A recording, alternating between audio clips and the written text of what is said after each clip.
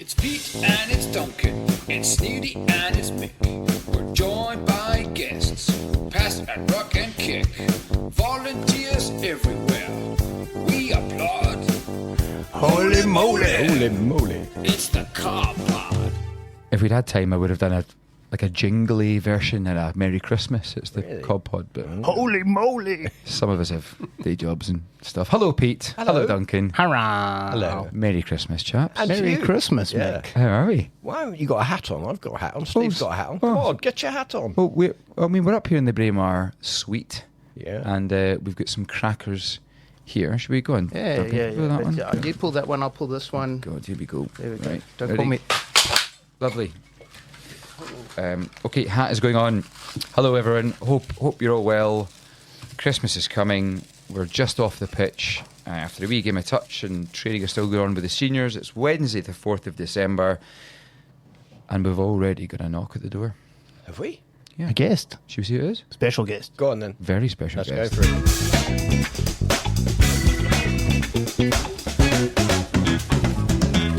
Oh, is that Steve? Is it heard like beard or is it heard like?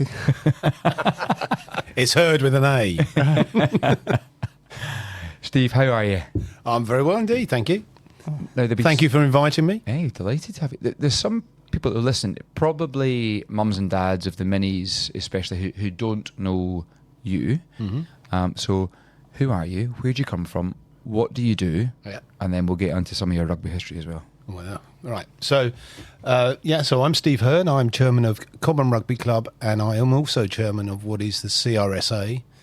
And those who listened to the AGM a week ago will understand that the CRSA really looks after the grounds and all the facilities of the club. And obviously the rugby club is far and away the biggest tenant of those facilities. And obviously our focus there is very much on the playing of the game from minis all the way up. CRSA, Steve. What? Oh, CRSA is Common Rugby and Sports Association. That is the charity that manages the grounds, as I say.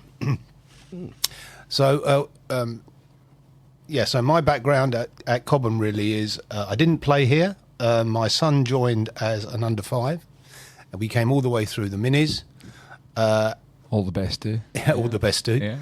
And then I took over as youth chairman originally from a gentleman called Chris Dean. And I ran the youth section for probably 5 or 6 years. And then I took over from Tony Bulkwell as chairman of Cobham Rugby Club about 10 years ago. 11 years ago, in fact. Steve, you're here quite a lot during the week. I know because I pop in every now and again. Yep. When In an the average bar's week. open. Yeah. Check. I don't need to be rude. Thanks for the I slow was going to down. ask a sensible question. So, Steve, you're here a lot. Yep.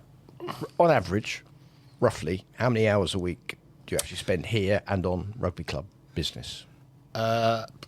Here, probably about 5 or 6 hours here, if you include kind of a couple of hours on the Monday, and then what's going on a Saturday particularly, and then I try and get down and see some of the mini or youth rugby on a Sunday, and then outside of that, probably another 3 or 4 hours just kind of coordinating things or speaking to people on the telephone, or just generally sending emails to get things moving or get projects up and running, or keep things kind of moving along smoothly. And where do you see Cobham in 5 years' time? Then? Straight in. Tough question, because we got relegated last year, right? I think the important thing is to understand the philosophy of the club, which is very much we are an amateur community rugby club, and it's important because probably 2 leagues above here, you're really getting into the realms of where clubs are paying players. And Cobham Rugby Club has been, for many, many years, quite adamant that it's not going to do that. We've had a philosophy of not doing that. And hence, I think it's important to then relate that back to the grounds and the facilities we have, because, we spend a huge amount of money here as a club developing the facilities and looking after the facilities, so that the experience that everybody gets, whether you're an under 5 or an under 9 or a senior player, is top class. So you get to play on top surfaces, top facilities, and you get to experience, I think, a good after-playing experience, because the clubhouse is nice, the bar's nice, and we make a big effort with things like food. One other thing I think is very interesting, and it came out at the AGM, so this is a very important message, I think. We spend £51,000 on player welfare each season. What do I mean by player welfare? I mean the training of the first aiders, the physio cover that we offer everybody, minis, youth, seniors, throughout the season. And we're extremely lucky, as you all know, and I'd recommend you get him on the podcast if you can one day, to have Dave Silver heading all that up, because he is an expert on youth concussion, for example, which is something which is hurting the game at the moment, and I think he can alleviate a lot of people's concern around concussion, particularly in as you go into contact rugby. Yeah, Nice. Steve, we are very lucky, and now we've got the artificial grass pitch, the AGP. Yep. What's that done for the club? So there are two parts to the AGP which are important. First of all, it's used very heavily during the day, which you may not see by the school. And then when the school finishes using it at 6 o'clock, Cobham Rugby Club has the ability to rent it out. So the AGP is a very important income earner for the club. And in addition to that, it attracts a lot of interest from clubs outside of Cobham. So, for instance, on Saturday, late notice, the weather was really poor. Old Tiffinians called up on Thursday and said, could they play their league match here, which they did against Old Relegations on Saturday afternoon. And then on Sunday, we had 2 county games here at under-18 boys level. So Surrey were playing Middlesex and Hampshire played a Barbarians side here. We wouldn't have got those fixtures without the AGP. No. And an important, and very important as well, Harlequins, and our relationship with Harlequins is very strong. They play at least one of their academy games here, and they've often played their women here as well. And we are the reserve venue for their women's first team if the Stoop is not playable for weather conditions. Mm. And how do we find out when those games are being played? So what happens when Old Tiff say they want to play here? What's the social media message going out? So it goes out on Clarion. We try and get it on the Twitter feed. Sometimes it does come pretty late. That's the other thing. But we definitely make an effort to try and get it on the Clarions and on the social media, whether that's Twitter particularly, and Spond where possible. Nice. And Steve, if you looking back over the last few years, what have you wanted to get done or move forward? You mentioned kind of removing obstacles that you haven't been able to do so far, and how can the thousands of listeners help?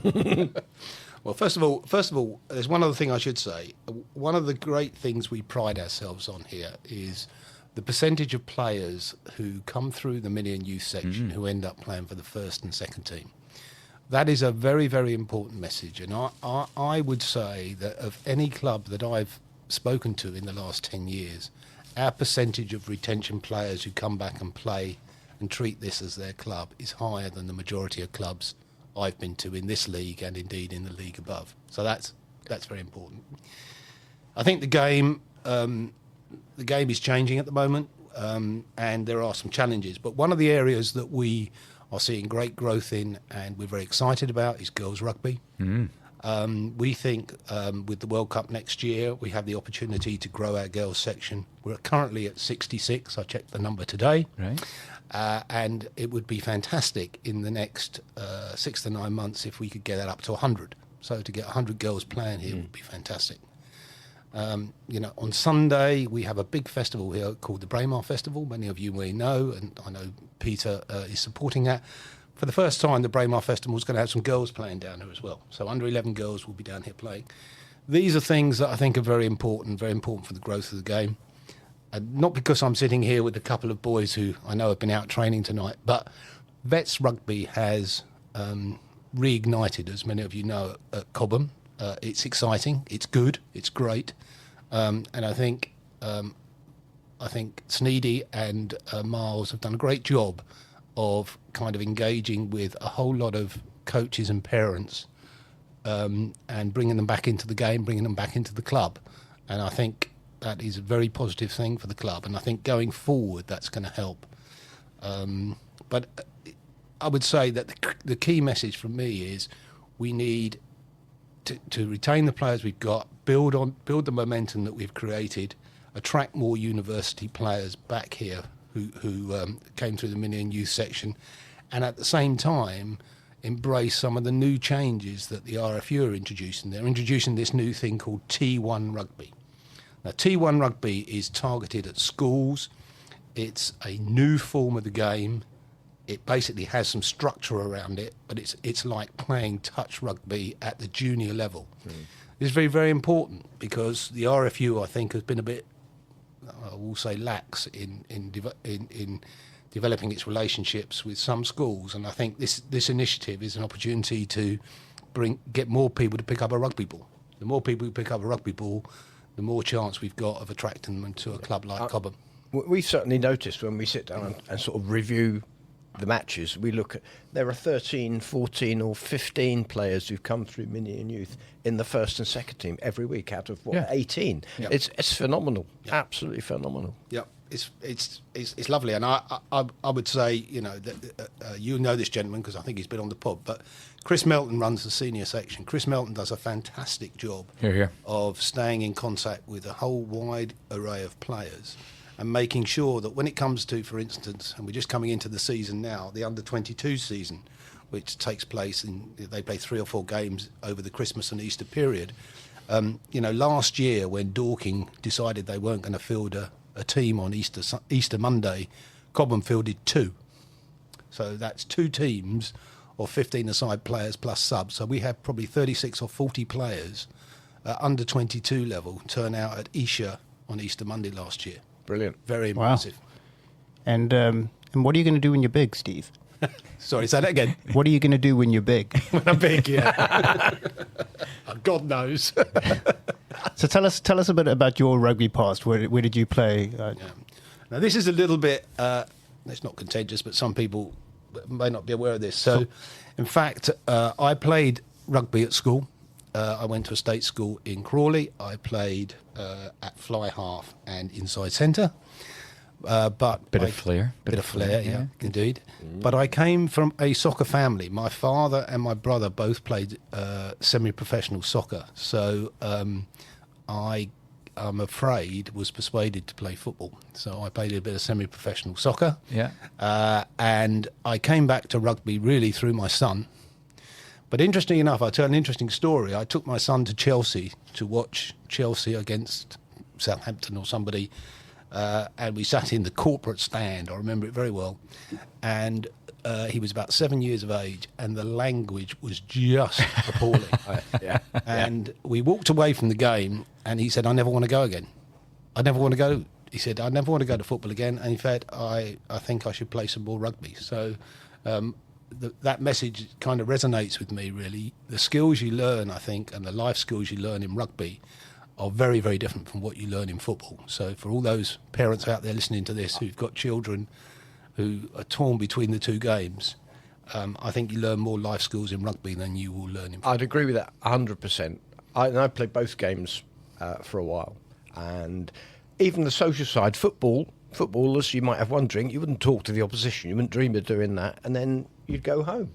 And you see it now. I mean, I go to the Downside Club quite a bit to watch a game of rugby there, and sometimes there's football on, So rugby, what happens is you all get there, you have a few beers before the game, you talk about the game, you watch the game, and then you talk about the game afterwards, and you have a few more beers. Footballers turn up, buy 1 pint, watch the game finishes, they go home. I don't know if it's necessarily about the drinking. I think what I would say is when you play a game of football, there's almost an ethos of trying to win free kicks and get one over on your opponent. Yeah. Whereas playing a game of rugby, you can put in the absolute biggest hits and smash somebody and help them to their feet, and they'll be absolutely fine about it. Is that I think that there's a camaraderie between the players that you just don't see in other sports. I I'd agree say with that's my big takeaway. I think the other one on that, if I may add as well, is that touchline behaviour from parents and everybody at rugby is very different to what you see at a junior football match. And I think that's very important, because I think we forget that the youngsters, they listen to the parents, they see how the parents behave. And if they behave well on the touchline on a rugby game when they're playing at under 8 or under 10 or under 12, it's very different to what you see on the side of the football pitch. So. Nice. And Steve, any words of wisdom for the listeners out there? Some of them are mums and dads, some of them are coaches, Some of them are 6. A lot of them are players who want to hear themselves doing a wee voice note in the next 5 or 10 minutes. Any words of wisdom? Well, my words of wisdom to the parents is very much give rugby a try. If you've got children who love it one week, hate it the next week, that doesn't matter. Just try and keep them involved with the game, because I think as you get more into the game and as you go forward, it offers you a lot of rewards. I mean, some of my literally best friends I've met through this club, who, we had the city lunch recently. I had a table of 18. So there are 18 people who, when my son came through at under 5 or under 6, there are 18 people that I met at this club who I'm still very close to, play golf with and do various other things with. So that's very important, I think. And the camaraderie part is, I think, a key element. I think for the older generation, I would say don't give up the game. I mean, so you want to come play Richmond Heavies next week Friday? No. I didn't say. You shouldn't give up the game, Steve. Don't give up the game. You're looking fit and healthy. Yeah, Steve. come on, Steve. Actually, while we're sitting here, I was going to ask Pete. This occurred to me tonight. Actually, one of the other things in the game that's starting now is walking rugby, and I was going to ask Pete if he would head it up. But one additional thing I would say about that, there is a tendency, I think, about some of the players to give up the game, at 30 or between 30 and 35, and then maybe come back when their children come into rugby at 45, like a lot of our vets have done. And I think the game is challenged about how you keep those players at 30 to 45 still playing. And I know that families and I know that work often takes over. But we have to find a way of keeping those people engaged with the game, because they are the future vets, as you can well imagine. Sure. And they can do a huge amount. They can offer a huge amount of benefit to youngsters coming through. So you can imagine if you're a Colt at 17 or 18, and you get to play in the second team, and you're playing with somebody who's previously played for the first team. That helps you through that process. Yeah. And we shouldn't leave under the illusion that you go from Colts rugby into senior rugby. It's a transition. And it takes time, and you need people who can help you through that transition. Brilliant. Love it. Great. Steve, thanks very much for thank you, coming and Steve. speakers. Thanks for all you do. Brilliant. I know you put in the time and the hours, many hours unseen. Yep. So from all of us, thanks for everything you do for the Brilliant. No problem at all. Thank you very Good much. man. Thanks, Steve. Thanks, Steve.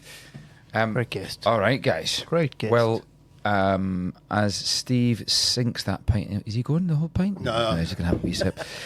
Get him a straw. DOTD. I don't want any of those straws. So, Steve, up to you. We might have some extra. There might be a knock at the door soon with some of the guests, and you can kind of hang about as we go through a bit of the Cobham review. Oh, yeah. Or should we start actually just before it? The Trinity game. Yeah. Because that was absolutely fantastic. It was completely unexpected. That's some result. I actually said the week before that it was we're going to go to a There's winnable and Know game. Them. I didn't say we'd win it, but I said it was absolutely winnable. Right. And it was. And actually, I'm not impressed with the 25. That's quite a low score for us. Right. But the 0, come on. League leaders, unbeaten, and we're away from home in dreadful weather, and you keep them out. Yeah. Pete wasn't there on the touchline. I was. It was appalling. Was it bad? God. But to score 25 points in those conditions is different. Murph told me that there was a really strong wind in one direction up down the pitch, and we had the wind in the first half, and they had the wind in the second half. So to nil a team when there's a really strong wind assisting, is some going. I must say Fantastic. that is good playing. Yeah. And I think Will got 2 penalties in that second half into the wind. Yeah, kicked 2 penalties. So I think that Cobham really did fantastically well. Yeah. Great result. And then at the weekend, just gone, Friday night fun bus. Oh, I love a bus. Mick. Gee, holy moly, Holy to moly. coin a phrase. I do have a... You don't have any of the sing song, do you? Because I'm was- I'm tone deaf, but I do love to sing. No, but there was lots of singing. I do have a voice note from a Mr. Tam Cowan. Ooh. Tam. The skipper, who gave us a bit of a match review. Should we go for it? Let's go for it, mate. Listen Let's go to for it. us. Mick, team, a voice note for the pod on the Farnham Mo match. Well, on Friday, the fun bus, kindly funded by Pete and his offshore account, sent Cobham vets down to Farnham to play in the traditional match at Farnham. Only this year, it wasn't against Farnham, it was against the Barbars team. Hold on. Is it just me or is Tom speaking very quickly? Yeah, I think that's sped up. That's one point. Sorry. You've got that. maybe- You've got that. maybe, Sorry. Maybe that's his TV voice. Sorry, Tom. Here we go. Normal speed. Here we go. Farnham, Camberley, Hazelmere, and one other place I can't quite remember. Basically, it was all being done in aid of Movember, organised by Vicky Alexander, and it was a phenomenal evening. What can I say about the vets? The defence was outstanding. Considering the vets team's last run-out tackling was notional, or optional rather. TZ wasn't The there. boys stuck in. The defence was incredible. On a big, long, quite narrow, but very muddy pitch against Long. a Long, large that was the shortest opposition, pitch I've Hugh ever played Duncan. on. Yeah, it was. Ding. Ding. The boys just stuck in. From minute 1, tackles were made. And after about 15 minutes, the first try came. I think it was an early Christmas present from myself to Miles, who, in fairness, had a little bit of work to do on the wing, scampered over. It doesn't count. Hugh wasn't there. Miles, it was a fantastic finish. Yeah. But Glory Hunter just instantly grabbed his hamstring and went off. Followed closely by Matt Pettican running in a beautiful support line try. Craig got one under the sticks. I snatched one. Ali Newmarch dribbled the length of the pitch to score, which is incredible on that pitch because it was like a bog. And somebody else got one as well. There were 2 more it than was, that. Murph. Murph stole a little one at the back of a rolling ball. Real Merv, not The fake. guys did brilliant. Really, really good fun against a really good side for a wonderful cause, and we raised a load of money. Immediately following the game, upstairs into Farnham for a couple of well-mannered sherbets before moving across to Julian's pub, which was outstanding. And please, if you're ever in Farnham, visit that pub. It was incredible. The castle. Great night there. Loads more well-mannered, well-behaved beers. Followed by a bus Why are for you laughing at us, sing-songs Steve? home. And I'm not entirely sure what time I got home, but I know that I was so rough the next day I delivered a bacon sandwich to myself. I know there was people stuck at the club because Ubers wouldn't pick them up. It was brilliant. Guys, cracking night, well done. And for all Cobham, we've offered that next year we will host the Movember games and we will put the home side out against an Great. incoming Barbars team. So it's one to look forward to. Just another way to raise money. Thanks, TC. I just want to say, actually, the Braemar sponsored half of the fun bus. The club actually sponsored the other half. Thank you. That was Thanks, really Steve. kind. We made. It's not me. It's Chris Milton's budget. Was it? Thank you, Matt. Kenny Thanks, Rogers Mel. get 5 conversions. Is that- They were all straight in Okay, front. don't spoil the moment. He missed it. Hey, listen, don't give Kenny Rogers any more flowers than he already gets. He actually got DOTD Really? instead of man of the match, or the Kenny Rogers man of the match to use its full name. But it was a great game, Mick. They were a Barbars team, a bit of a mixed bunch. They had the starting hooker for Camberley Ones playing. Yeah, So they had a couple of seriously good players, and Did, Andy Alexander? Andy Alexander Yeah. played. It was really really good fun, and they had chances. I mean, it wasn't the game finished 45-0, but Yeah. it wasn't a case that it was that much of a walkover. They really did put up a good effort. It was cool. good fun. One of the best nicknames got created. I'm not allowed to say who it is, but Meat Cookie. This is for you. This is for you. All right. Cobham Review. Cobham Review. Sorry, we'll jump then into the minis. The minis and the youth. Sorry, absolutely. that didn't mean to press that. That's fine. The show must go on. So we're going to now dive into maybe the last, couple of weeks of rugby. And we've got the under-16s to go first. And because I think we've got a couple of wee voice notes from them. So let's have a wee look. We've got this one. I'm here with Tristan and Amaziah from Roslyn Park. Boys, you came over to Cobham to play today, so can you just tell us how you got on? It was a tough match today.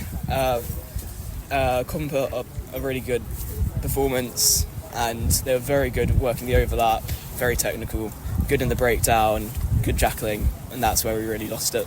Super stuff. And how did you find the conditions out there today? It was quite tough handling wise with the wind, especially in the lineouts, trying to get it straight as well. But it was quite a brutal game in the rucks as well. Very physical game. Cobham just had more physicality in the rucks, but there was points where it was a very fair game on both sides. Great stuff, boys. Thank you so much for coming down. Thank you for doing the match report for the Cob Pod. Really appreciate that. Good luck in a couple of weeks' time against Pulbury, yeah? Thank you. Cheers, boys. See you later. That was our roving reporter in the field, Andy. one Anderson Howells. And Oh, was it? Right. he got so carried away, he then went and interviewed someone else. I'm here today now with Adam and Matt, both from the under-16s Cobham group. We played Roslyn Park today, boys. So just first of all, Matt, tell us what the score was. It was 45-14 to Cobham. Superb stuff, excellent. And Adam, it was pretty bad conditions out there, right? How did you cope with that? Played in our 20 in the first half. We were against the wind, so we played in our 22. Didn't really exit. We tried to play out through the wings, tried to get up the pitch. Second half, used the wind to our advantage. Lots of good kicks deep, and gave them some problems. So a fantastic result. So how many? Is that our last game of the season, Matt, or last game of this cup game, I should say? Cup run.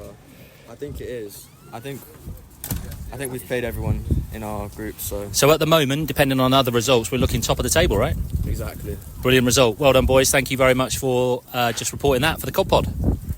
Well done, under-16s. That's cracking. Andy got a hold of me the other night, and so I do retract my he's a walking clothesline comment from a few weeks back.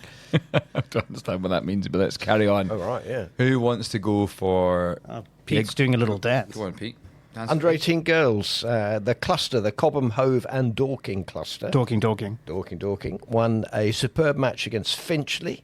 15 girls started and finished the whole game. Tackling was amazing. Club captain Erin Curtis made over 20. Wow, that's fantastic. Peter Steph to toy numbers. Yeah. Plus 2 grubbers, which is a tight head.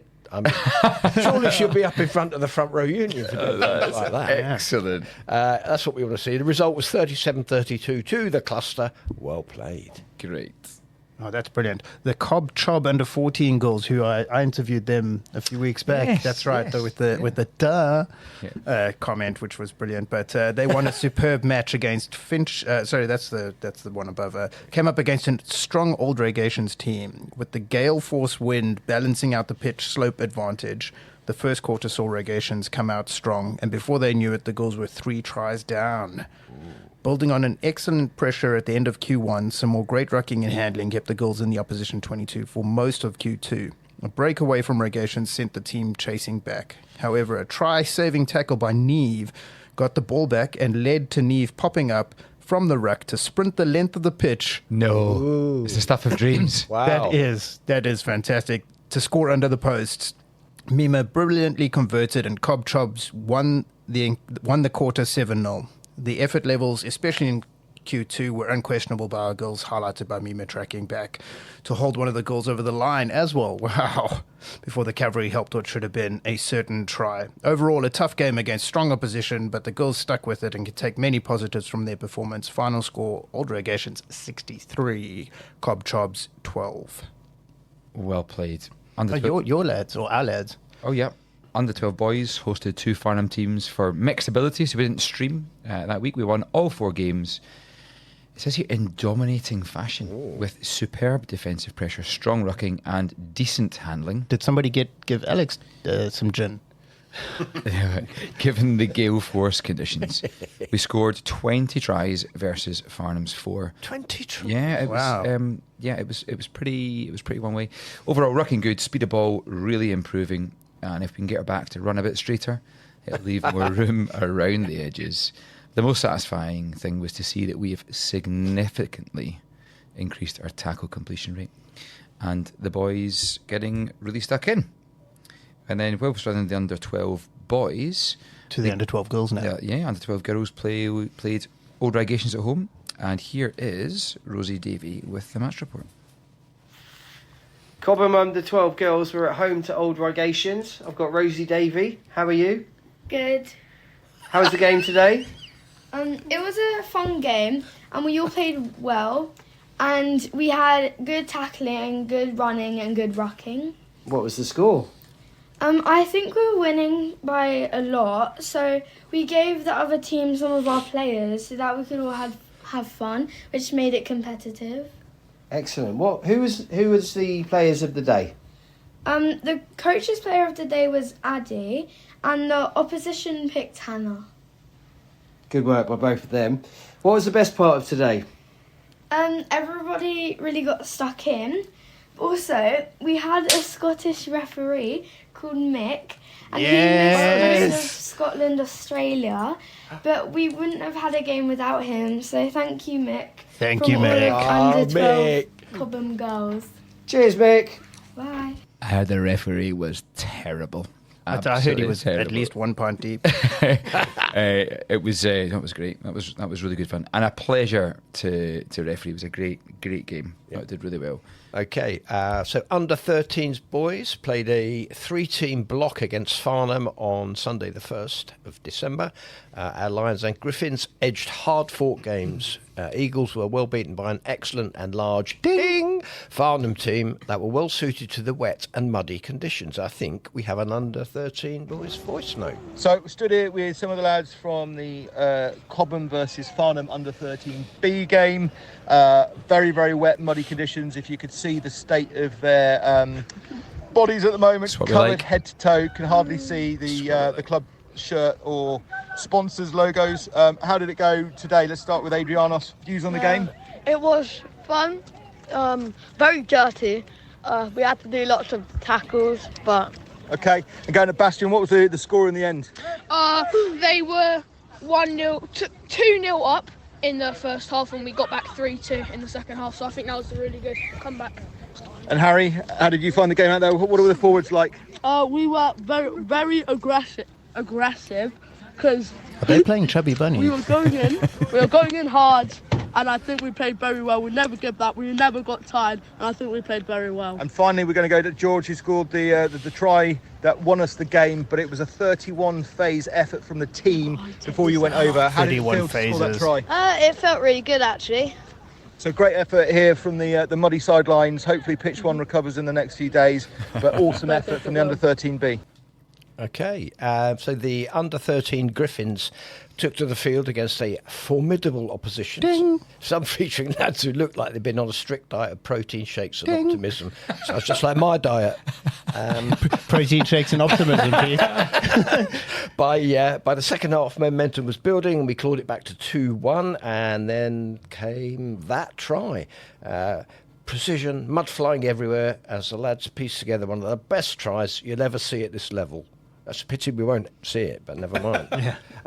It was magic. 3-1 to Cobham, and Farnham, to their credit, weren't done. They sneaked in a final minute score to make it 3-2, proving that they're always a class act and a pleasure to play against, but today belong to the Griffins. Oh, fantastic.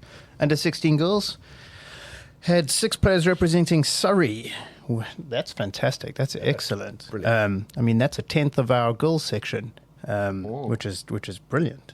Which meant the team making the trip to Sutton and Epsom was inexperienced, and with a few players unavailable for other reasons, we had to field a number of players out of position. With the match delayed due to the weather, due to a water feature on the pitch, That's interesting. Yeah. The decision was made to stay warm and dry in the changing room and shorten up the warm-up a little bit.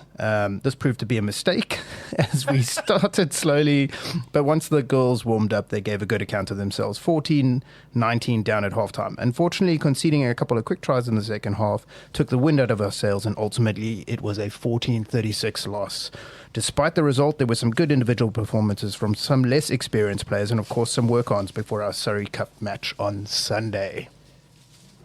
All right. And just as luck would have it, in a miracle of timing, as the Cobham review comes to an end, there's a knock at the door and we've got a wee mystery guest coming in.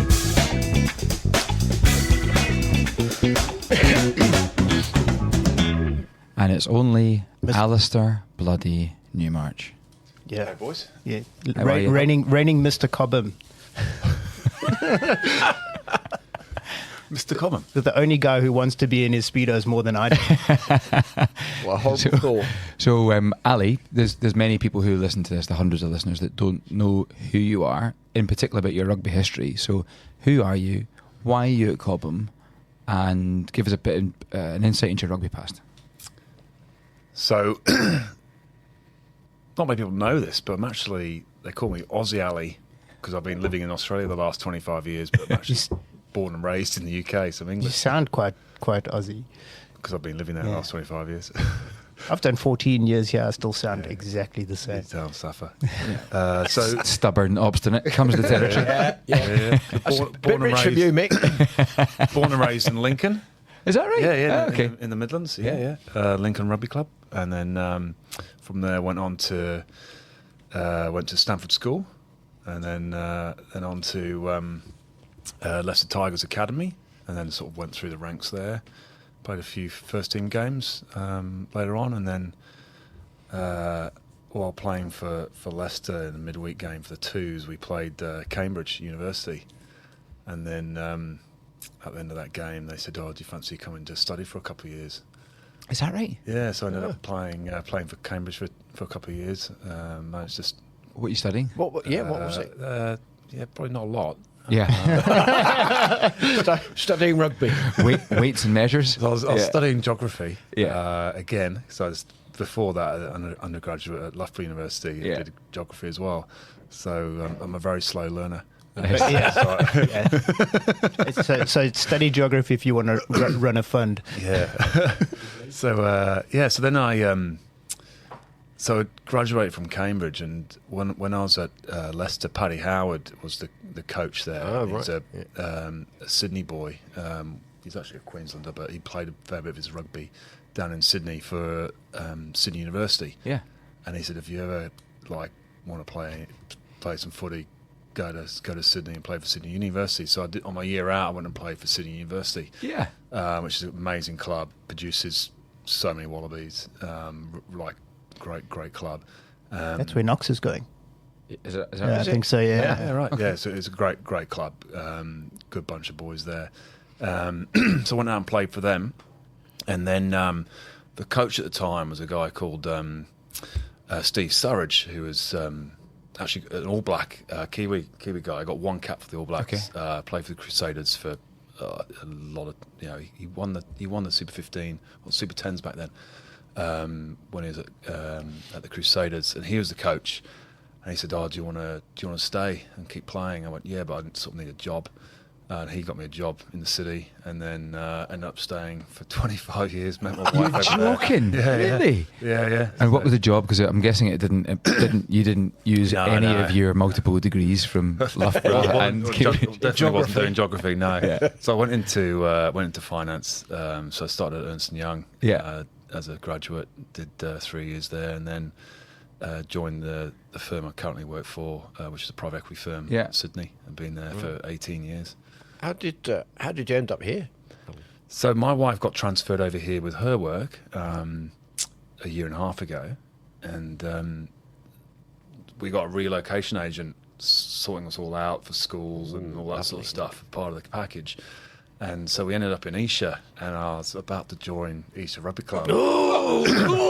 Yeah, I know. Steve, Slaves. earmuffs, Steve. Yeah. Sliding doors. Yeah, it was, and You then, know that they couldn't put out a vet side against us earlier really? in the season. Yeah, right. We had a walkover. folded. Yeah. Because you came to Cobham. 'Cause I- Yeah. heard You that. made all the difference. Players, right? Yeah, so this happened by chance. This mum at the school where my kids go here said, "Oh no, you can't go to East. You've got to come to Cobham. It's the best club." And I hadn't really thought about it. I was a bit unorganised. Yeah.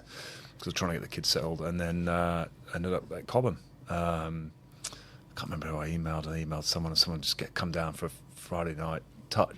Wednesday night touch. Yeah. So came down, played touch, and they said, "We've got a game this Friday." Classic. Fancy playing? And I thought it was touch. I went. And you started at 10. We play a lot of touch in Sydney, so I'm like, sweet, okay, we'll do that. I love that. Turn up, and it was full contact, and I was like, How does this work? And then just ended up getting involved. So And you've been living Australian hours for the last year still, even though you've been in the UK, that must be tough. yeah, so I'm still working for the firm, as I said, for the last 18 years. So I sort of come online right now. It's because the clocks have just changed. It's sort of 9 p.m, 10 p.m. I sort of jump on the tools, go through just sort of 1, 2 a.m, get 3-4 hours sleep, get up again, 2 or 3 more hours work, kids to school, So get my head down. it's like having triplets then. Very young triplets. Yes, it's by Thursday, Friday, I'm pretty rooted. Yeah. But you have a couple of nights sleep and you're back in the game again. And when do you go back, Ali? We go back July 1. July 1. So you're gonna host us for the Lions and the World Cup. Yes, we will be. Oh, fantastic! Hold on. So anyone's welcome. Any Cobham player, supporter, if you're in Sydney, definitely we should organise. Oh, that is fantastic. Yeah. That is fantastic. I'm sure somebody will take you up on that offer. Go surfing. We'll go up to beach house up the coast. We Can- go there and Can you chill talk us through your try on Friday night? I asked you after the match. I said, at what point did you know you were scoring that try? Because you were the ball was in our half and got dropped by their back line, and you tell it. Yeah, I just kicked the ball through, kicked it again, ran through and jumped at it. Broke my little finger while I did it. Good. But 7 points. He told me as soon as he looked up and saw the 15 was 15 stone, he knew he was scoring. Yeah, he didn't turn in shade. He had no interest. Best memory, please, in a rugby shirt from anywhere. Oh, that's a good one. Like rugby tours are always I've been on a lot of rugby tours. I've been very, very lucky. I've been in some crackers, but do you know what? I was speaking to a few lads the other day about this. The most recent one with Cobham to Nashville was right up there in terms of just a good bunch of blokes playing a game they love, playing rugby in a great city. We didn't sleep for 5 nights. It was just a great time away. And I think you appreciate it more as you get older because you've got family commitments, work commitments, everything else. So when you're able to get away and actually cut loose like that, it was just brilliant with a good bunch. Quite a of boys. testing tour. I mean, how many games did you play? We played one game. We did train once. We trained. Yeah. We trained twice. We trained twice. You're kidding. Yeah, On we tour? had a captain's run, and we had we played train with a local club who called the Grizzlies, who are like a local gay club, and they were really good fun. They took us out afterwards, and they were good banter. Yeah. Yeah. Great. Yeah, that was a really good tour, right up there. Are you going to Kenya next year? I am, yeah. I've toured there a couple of times actually. Okay. Played in the Safari Sevens back in the day with. This is before England had a proper Sevens set up, but we went over there with an England team, England students, I think it was. With Hilly was the coach, and Simon Amor was playing. So he went on to play really good Sevens. And we lost in the final against the Kenyan national team. The Safari Sevens, my first year we did that. It was epic. We had an amazing tour. So I'm really looking forward to going back. Oh, brilliant. Yeah, it's a great place. Oh, I can't wait. Cannot bloody wait. And best game that you've played in a Cobham shirt?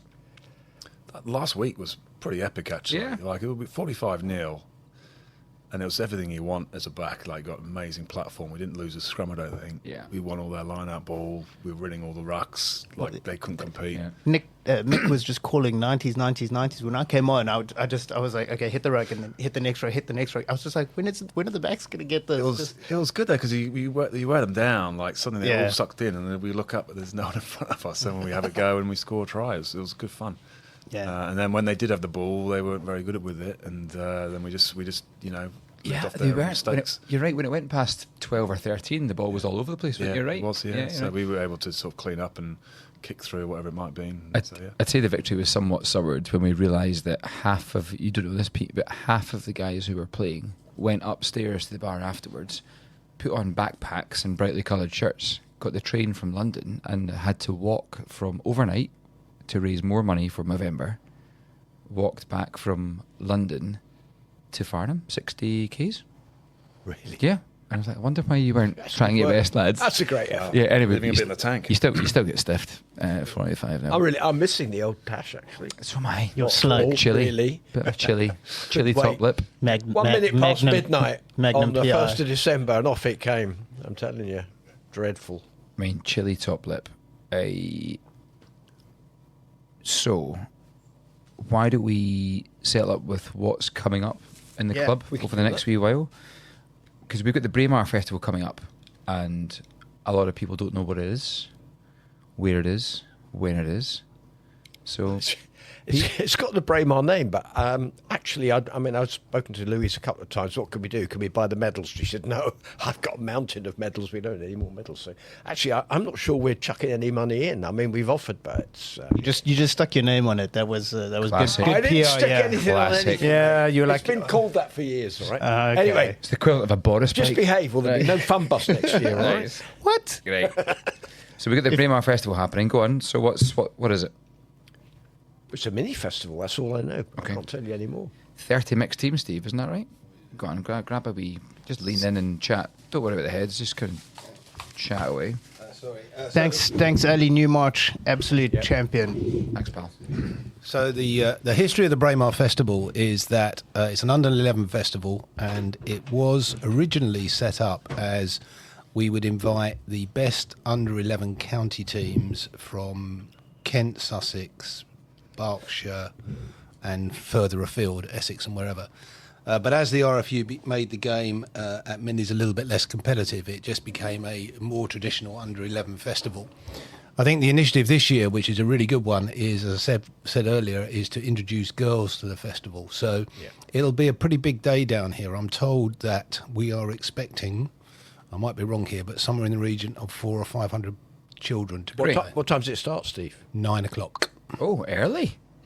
Oh, yeah. Oh, okay, let's go. And it will run to time because it's a Cobham festival, by the way. Right. 9 o'clock, Saturday or Sunday? Sunday. Got it. Right, it's going to be packed.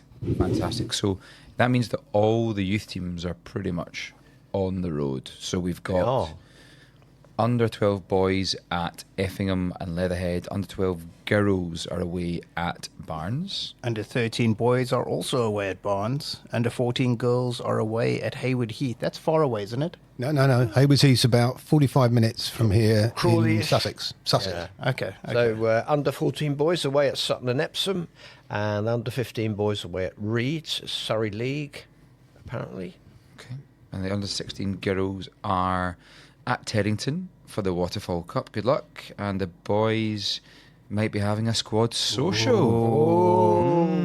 Oh dear. Colts are away at OC's in the Surrey League. And then on the one's next home game. 7th, this Saturday coming. This Saturday's home against East Grinstead. East Grinstead? Yeah, they've had a couple of narrow losses and they've been well beaten a few times, so you're never really quite sure. That was is that where we sent the bus with the under 11 bus? No, that was Hove. We went down to Hove. Sorry, yeah. But it's where the mini tour was last year. They went to East Grinstead on the mini tour. It was rather wet, I hear. It was the wettest and the muddiest pitches I've ever seen in my rugby career. And based where I used to play rugby is saying something. The kids loved it. Wee fact about East Grinstead. technically the strangest place in the UK. How so? It's the home of Scientology in Europe. Tom Cruise got housed there. Really? Yeah. Don't we have a big Scientology building over here by the old people's place? Where's that? What's it called? It's not as big as the one down there. Oh, is that one exactly bigger? where it is? It's very big. This is it's mega. Is that one even bigger? Yeah. What's the name of the place I'm thinking of, Steve? Next to Burr Hill. This is like a bunch of houses, sloping pitch. Whitley Village. Whitley Village. Yeah, that's right. That's the Whiteley one. Village. Yeah, Whiteley Village. Yeah. There's a big Scientology place in between them and Is that right? Burr Hill. Yeah, you can. We I do have to say that we do have some top secret news, and we've got to be contractually quite tight. Double duff. Oh, okay. Right, so it's top secret, double duff. Okay. We've got a guest coming next week after training on Wednesday, the 11th of December. Okay. He's coming to speak to the seniors, speak to the vets. He's a top lad. I have had the privilege of coaching his kid before. Yeah, me too. We can't reveal who it is, right? But they're a pretty decent rugby player. Yeah. Still playing. Internationalist. I can't make it, so I don't really care. You don't really care? I don't really care. I might care. Maybe. Okay. You might really care. Have we got one? Oh, hold on. Who's this? Hold on. The door is knocking. We don't know who it is. No, he's gone. He's gone. I think he's gone to go fetch it. It's probably cleaner because we've been rattling on. It was Miles, but he's not allowed in. Right. And then, so on the 14th of December, Duncan. Oh, yes. It's the Christmas lunch, which Steve told me is sold out. Oh, sold out? Sold out. No more people. You can come watch people eat, but that's it. What treat. And Christmas lunch plus London Cornish at home and a send-off for Knoxy and Sam. So the Aussies, we'll get them up. So it's dress up like an Australian day. So I'd like to see some cork hats and short shorts and keep your moustaches. So Pete, you just grow another one. It's 2 weeks away. 2 weeks away. I'll be ready. Easy. I'll be ready. And then the 15th, Mick. Oh, the Minis Christmas party. 11 till 2. Yeah. That's a good laugh. Is it? Santa pops in. Oh, it's brilliant. Every year he comes down and I heard that there might be sweets. He is a special guest. He's probably a special guest. My favourite. Come all the way from the North Pole. Oh, here we go. We do have an absolute special guest here. Just as we're wrapping up. You have to put the hat on, Knoxy. Okay. It's young Knoxy. Yes, Knoxy. He's lost. Knoxy, how are you, pal? Great, thank you. Really good. Good. Let's cut to the chase. Last time you sat in that chair, you said the Aussies were going to turn Scotland over. Jeez, Mick, he's hardly sat down. I know, but I've been waiting for 2 weeks to say this. I tell you, they almost turned Ireland over. I know. Yeah, that was a great game, wasn't it? Yeah. Right. So me and Sammy and I went in and watched it with a few other Aussies, and we almost had hope. Are you back? Yeah. 77th minute. I mean, it's tight. Yeah, we were saying because I think we had a big loss to Ireland last time we played them, so we're pretty happy with it, I reckon. Well, and that's the big Farrell who's bringing his Lions team down to play. So to show him up, I think is really good. I don't know, Mick. That Scotland game, I think the scoreline flattered Scotland a little bit. I think that you were clinical. I think didn't necessarily control the whole match. I think the Aussies have played a bunch of average teams. Right? England are well below where they've been historically. Ireland are way below where they've been for the last 5 years. England. Yeah, and England. But you've come in as underdogs and proved pretty much everyone wrong. Yeah, we did have Mick Wright out for that Scotland game, so I just want to put that forward because I reckon he's been our best player. In the autumn internationals. Yeah, so we'll take that as a win. Anyway, your new head coach, right, he seems to have started to turn things around. Yeah, I love him. Schmitty. Schmitty's what we call him. I'm surprised he's not a Schmidto. Schmidto. Yeah, everyone was always an O. Yeah, we could make it into Schmitto. Yeah, I'll bring that home. I'll tell them. Schmitto. Let's do that. Schmitto now. We've just talked about the Christmas lunch on the 14th, which is going to then roll into your leaving do. Yeah. It's been a couple of weeks since we last spoke to you. Any other favourite moments that have popped up since in your time here? Oh well, I mean that first away game, coming back on the bus, I had my dad there with me because he was in England for a little bit, so him coming to watch was pretty special. There's actually a group chat that they've got back home, all my family, called the Cobham Cobras. Yes. And because I don't think is it the Cobham anything? Or it's just Cobham Rugby? The Cobham Dragons? No. Steve hasn't given us a name. The vets are the All-Stars, but we hardly live up to that. So my Australian family has offered the Cobras, if you guys want to use that. We used to have. I think we used to have a Cobras, didn't they? Yeah, some sort of trademark. Cobras used to be the second team. Right, and then they became the VRTs. Yeah. Which we can't to say what that means. But yeah, having Dad come and watch was a pretty special weekend. Because, like I was saying, that they got a group chat back home where they follow it all pretty closely. So they got a big fan base in Sydney. Class. Any last little things on the to-do list, given your days in this country are short? No, not really, to be honest. Because the day after that December game, I fly home at 8 p.m. You're gonna sleep so well on that flight home. Yeah. You're just not making it, I think. Yeah. Fortunately, it's in the evening, right? Yeah, it is in the evening, yeah. So, Knoxy, we were just talking to Ali Newmarch, and he spent some time in Sydney, where he lives there. It's the last 25 years. He went to Sydney Uni. Is that where you're going? Yeah, that's where I'm starting next year. He said the rugby there is really, really good. Are you looking forward to playing some uni rugby? So in Australia, it's a little bit different to the setup that England have over here. So you don't necessarily play for your university, but Sydney Uni are their own club, and no one really likes them because they're good, or because they're Australian. They got a lot of money and they can give out money to players, and that's how they get the best players. They'll like give out a scholarship or something. Got it. So I've got the North's training jersey on. Yeah. So that's what I'll be playing for next year. Against them. So actually, I am going to Sydney Uni. Okay. But I don't want to associate myself with the club at all. Controversial. Very controversial. Right. Okay, well, we'll let Ali know, and he'll rock up there in his Sydney uni.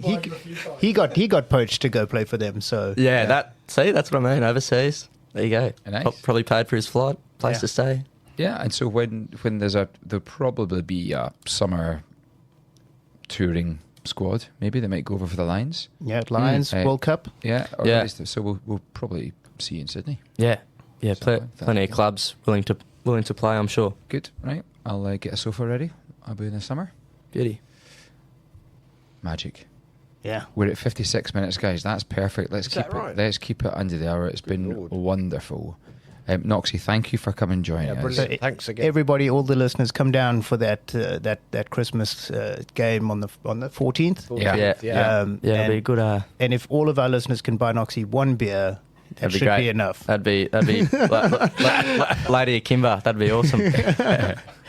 Fantastic. And Steve, thanks for coming in. Yeah, thank you so much, Steve. Giving us a bit of insight about what's going on. Pete, thanks for your time. Thanks for the crackers. Don't forget Yeah, any good jokes in the crackers, by the way? No, none of them. Hang on, I got one here. I can tell you a joke. Go on then. No, not that one. No. You're not telling that one. It's a family show. So what do you call a crate of ducks? I don't know. It's a box of quackers, obviously. Well done. Yeah. We're here all week. Boo. Why do elephants drink? To forget. Absolutely terrible. That's not even out of a cracker, is it? No, I got one out of a cracker, though. Is why do you never see elephants hiding in trees? Because they're so good at it. Rapidly downhill. Yeah, I think we should say. Yeah, time to go. Time to go, mate. Oh, thanks, Knoxy. It was good to see you. We'll see you down for the next couple of weeks. Great. Yeah. From all of us at the pod, have a cracking Christmas. Goodbye. Rugby is the winner! Oh, that was good fun.